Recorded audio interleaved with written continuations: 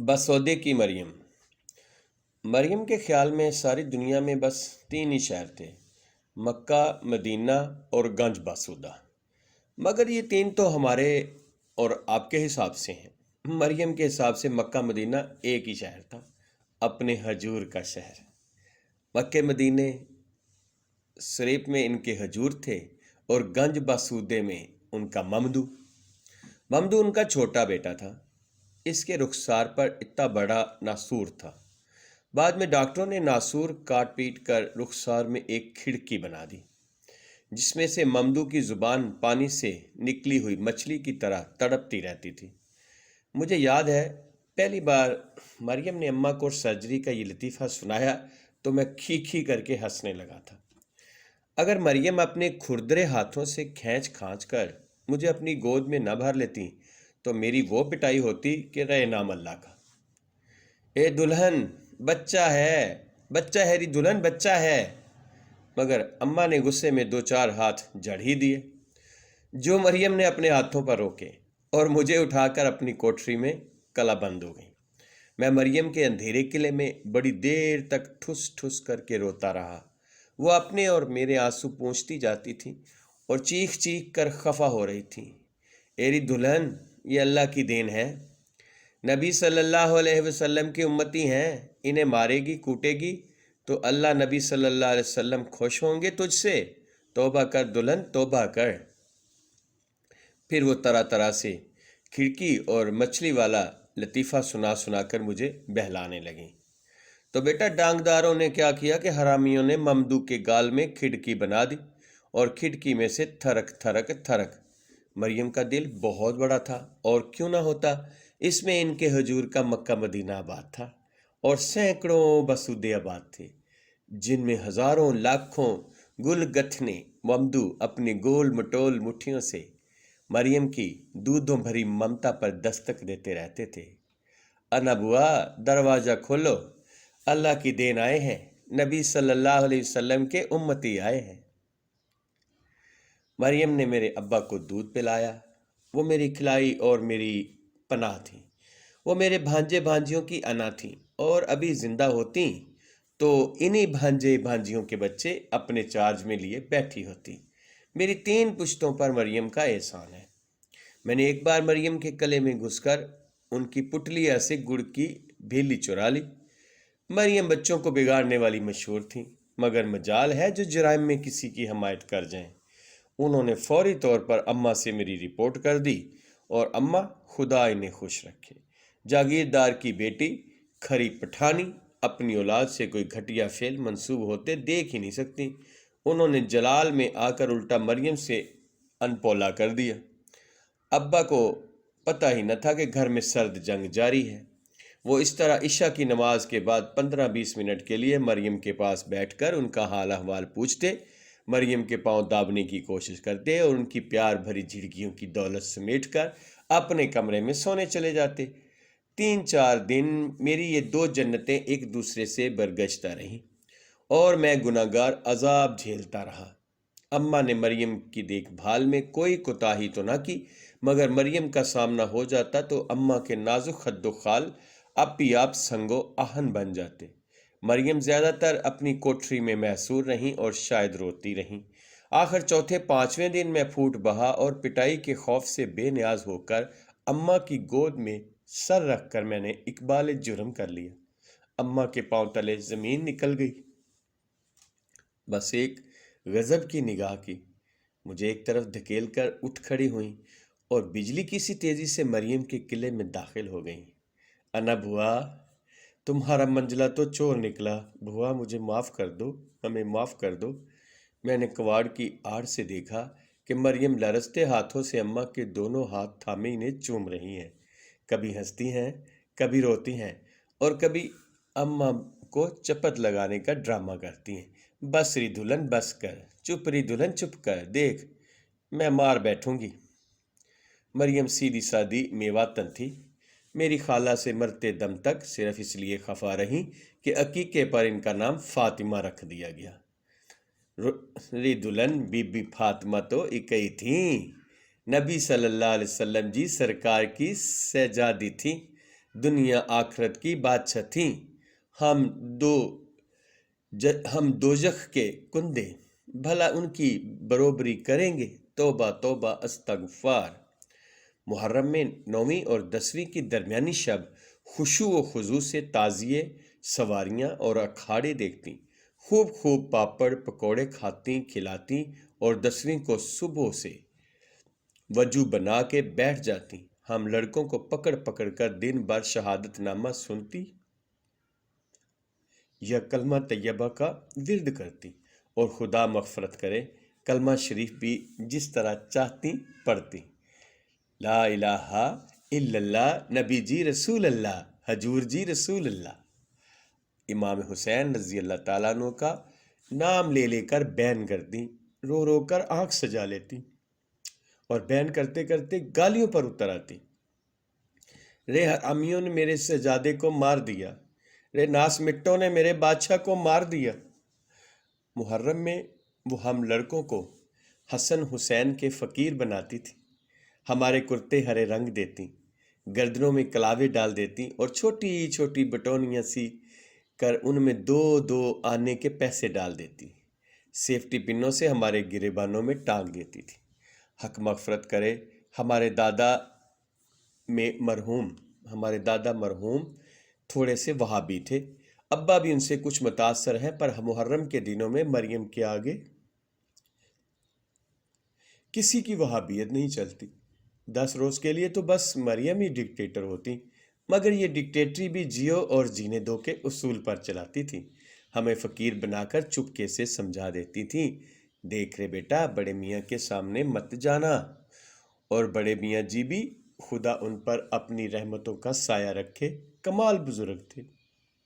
ظاہر تو یہ کرتے تھے جیسے مریم کی ان باتوں سے خوش نہیں ہے، پر ایک سال محرم کے دنوں میں مریم باسودے چلی گئی، ہمارے گھر میں نہ شہادت نامہ پڑھا گیا، نہ ہائے حسین ہوئی، نہ ہم فقیر بنے۔ عاشورے پر ہم لڑکے دن بھر ہاکی کھیلتے رہے۔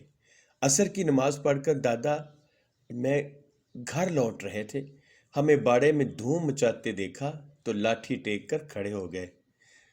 ابے کرسٹانو، تم حسن حسین کے فقیر ہو، بڑھیا نہیں ہے تو جانگیے پہن کر ادھم مچانے لگے۔ یہ نہیں ہوتا کہ آدمیوں کی طرح بیٹھ کر یاسین شریف پڑھو، یاسین شریف پڑھو حسن حسین کے نام پر، یاسین شریف پڑھو بڑے میاں جی کے نام پر، یاسین شریف پڑھو مریم کے نام پر اور ان کے ممدو کے نام پر، کہ ان سب کے خوبصورت ناموں سے تمہاری یادوں میں چراغاں ہے۔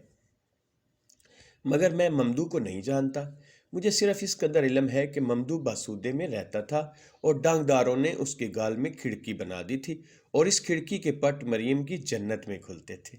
اور میں یہ بھی جانتا ہوں کہ جب مریم بڑے سوز سے خواجہ پیا ذرا کھولو کوڑیاں گاتی تھی تو اماں کی کوئلوں جیسی آواز شامل ہو کر مجھ پر 1000 جنتوں کے دروازے کھول دیتی تھی۔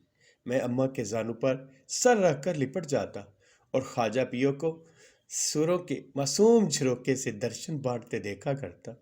سنا ہے میری اماں موج میں ہوتی تو اب بھی گاتی ہیں، خدا انہیں ہنستا گاتا رکھے، پر مریم کی آواز تھک کر سو چکی ہے، یا شاید ایک لمبے سفر پر روانہ ہو چکی ہے، اور مکے مدینے سریب کی گلیوں میں پھول بکھراتی پھر رہی ہے، یا باسودے کے قبرستان میں ممدو کو لوریاں سنا رہی ہے۔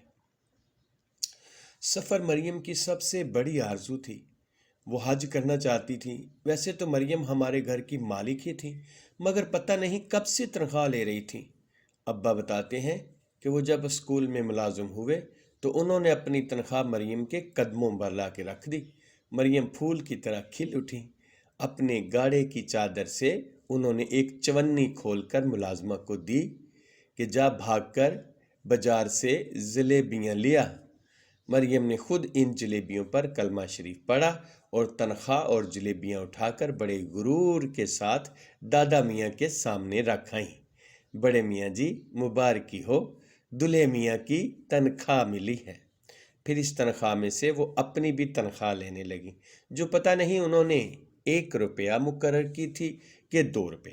مریم کا خرچ کچھ بھی نہیں تھا۔ بسودے میں ان کے مرحوم شوہر کی تھوڑی سی زمین تھی جو ممدو کے گزارے کے لیے بہت تھی، اور بکریاں تھیں جن کی دیکھ بھال ممدو کرتا۔ بڑا لڑکا شتاب خان ریلوئی میں چوکی دار تھا اور مزے کرتا تھا۔ برسوں کسی کو پتہ نہ چلا کہ مریم اپنی تنخواہوں کا کرتی کیا ہے۔ پھر ایک دن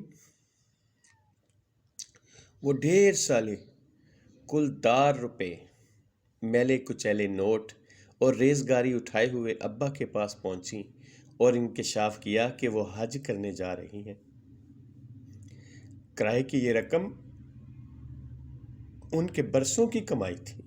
یہ مکہ مدینہ فنڈ تھا جو مریم خبر نہیں کب سے جمع کر رہی تھی۔ ابا نے گن کر بتایا کہ 9 سینکڑے 3 بیسی 7 روپے کچھ آنے ہیں۔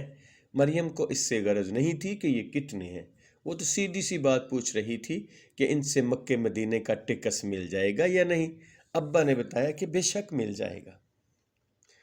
مریم نے تیاریاں شروع کر دیں۔ وہ اٹھتے بیٹھتے چلتے پھرتے گنگناتی رہتی کہ کھاجا پیا ذرا کھولو کوڑیاں۔ ان پر مکے مدینے کی کھڑکیاں کھلی ہوئی تھیں اور ان کھڑکیوں سے نبی صلی اللہ علیہ وسلم جی کے مقدس پیرہن کی خوشبو چلی آ رہی تھی۔ کسی نے چھیڑنے کو کہہ دیا کہ تمہیں ڈھنگ سے نماز پڑھنی تو آتی نہیں، قرآن شریف تو یاد نہیں، پھر حج کیسے کرو گی؟ مریم بپھر گئیں۔ رے مسلمان کی بیٹیا، مسلمان کی جورو ہوں، نماز پڑھنا کاہے نہیں آتی؟ رے کلمہ شریف سن لے، چاروں کل سن لے، اور کیا چاہیے تیرے کو، اور کیا چاہیے؟ پھر ان کے دل میں تو نبی صلی اللہ علیہ وسلم جی کے پیار کا چمن بھی کھلا ہوا تھا کہ یہی بہت تھا۔ مگر ایک دن شتاب خان کا خط آیا کہ ممدو کی حالت خراب ہے، بکریاں بیچ باچ کر علاج معالجہ کرایا، زمین گروی رکھ دی، اب بالکل پیسے نہیں ہیں، صورت دیکھنا چاہتی ہے تو خط کو تار سمجھنا۔ مریم کی آنکھوں میں مکہ مدینہ دھندلا گیا۔ انہوں نے 9 سینکڑے 3 بیسی 7 روپے چادر میں باندھے اور روتی پیٹتی بسودے کی بس میں جا بیٹھی۔ ابا ساتھ جانا چاہتے تھے، انہیں سختی سے منع کر دیا۔ ممدو تو ان کی ذمہ داری تھا، وہ کسی اور کو کیوں اس میں شریک کرتی؟ مریم کا یہ اصول بڑا شفاف تھا۔ انہوں نے بسودے خیریت سے پہنچنے کا خط تو لکھوا دیا، پر ممدو کے بارے میں ایک لفظ نہیں لکھوایا۔ مہینے گزر گئے، کسی نے بتایا کہ وہ ممدو کو علاج کے لیے اندور لے گئی ہیں۔ پھر پتہ چلا کہ بمبئی میں سابو صادق کی سرائے میں نظر آئی تھی۔ پھر پتہ چلا کہ ممدو مر گیا ہے۔ پھر ایک لٹی لٹائی مریم گھر لوٹ آئی۔ میں اسکول سے گھر پہنچا تو دیکھا کہ مریم صحن میں بیٹھی اپنے مرے ہوئے بیٹے کو کوس رہی ہیں۔ رے حرامی، تیرا ستیہ ناس جائے رے ممدو، تیری ٹھٹری نکلے، اور اے بد جانور، تیری قبر میں کیڑے پڑے، میرے سبرے پیسے خرچ کرا دیے، ایری دلہن میں مکے مدینے کیسے جاؤں گی؟ بتا رہی دلہن، اب کیسے جاؤں گی؟ ابا نے کہا میں تمہیں حج کراؤں گا۔ اماں نے کہا انا بوا، ہم اپنے جہیز والے کڑے بیچ دیں گے، تمہیں حج کرائیں گے۔ مگر مریم چپ نہ ہوئی۔ 2 دن تک روتی رہی اور ممدو کو کوستی پیٹتی رہی۔ لوگوں نے سمجھایا کہ آخر دلہے میاں بھی تو تمہارا ہی بیٹا ہے، وہ اگر تمہیں حج کرواتا ہے تو ٹھیک ہے، مان کیوں نہیں جاتی؟ مگر مریم تو بس احسان کرنا جانتی تھی۔ کسی بیٹے کا احسان بھی اپنے سر کیوں لیتی؟ انہوں نے تو اپنی کمائی کے پیسوں سے حج کرنے کی ٹھانی تھی۔ ممدو کے مرنے کے بعد مریم شاید ایک دفعہ اور بسودے گئیں اپنی زمین کا تیا پانچا کرنے، پھر اس کے بعد بسودے کا زوال شروع ہو گیا۔ مریم کے چوڑے چکلے میواتی سینے میں بس ایک ہی شہر بسا رہ گیا۔ ان کے حضور کا شہر۔ اٹھتے بیٹھتے نبی جی، حضور جی کرتی رہتی۔ کبھی یوں لگتا کہ انہیں قرار سا آ گیا ہے، شاید اس لیے کہ ان کے بھولے بھالے منصوبے کار ذہن نے ایک نیا مکہ مدینہ فنڈ کھول لیا تھا۔ ابا نے بڑے شوق سے لحاف سلوا کر دیا۔ مریم چپکے سے جا کر بیچ آئیں۔ عید آئی، مریم کے بھی کپڑے بنے، خدا معلوم کب کتنے پیسوں میں وہ کپڑے بیچ دیے۔ ابا اماں سمیت ہم سب کو جو ایک ایک آنا عیدی دیتی تھیں فوری طور پر بند کر دی۔ پیسہ پیسہ کر کے پھر مکہ مدینہ فنڈ جمع ہو رہا تھا۔ سب ملا کر 560 روپے ہی جمع ہوئے تھے کہ مریم کا بلاوا آ گیا۔ مجھے معلوم نہیں کہ کب اور کس طرح چل بسی۔ میں گرمیوں کی چھٹیوں میں اپنی خالہ کے گاؤں گیا ہوا تھا۔ واپس آیا تو اماں مجھے دیکھ کر پھوٹ پھوٹ کر رونے لگی۔ منجلے، تیری انا بوا گزر گئی، لڑکے تجھے بگاڑنے والی گزر گئی۔ ابا نے مجھے حکم دیا کہ میں مریم کی قبر پر ہو آؤں۔ میں نہیں گیا۔ میں کیوں جاتا؟ ٹھنڈی مٹی کے ڈھیر کا نام تو مریم نہیں تھا۔ میں نہیں گیا۔ ابا ناراض بھی ہوئے مگر میں نہیں گیا۔ لوگوں نے بتایا کہ مریم نے مرتے وقت 2 وصیتیں کی تھیں۔ ایک وصیت تو یہ تھی کہ تجہیز و تکفین انہی کے پیسوں سے کی جائے اور باقی کے پیسے شتاب خان کو بھیج دیے جائیں۔ دوسری وصیت کا صرف ابا کو علم تھا۔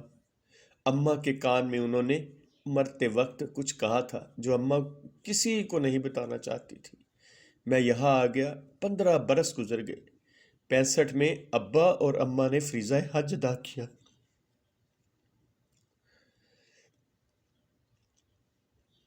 اماں حج کر کے لوٹی تو بہت خوش تھی۔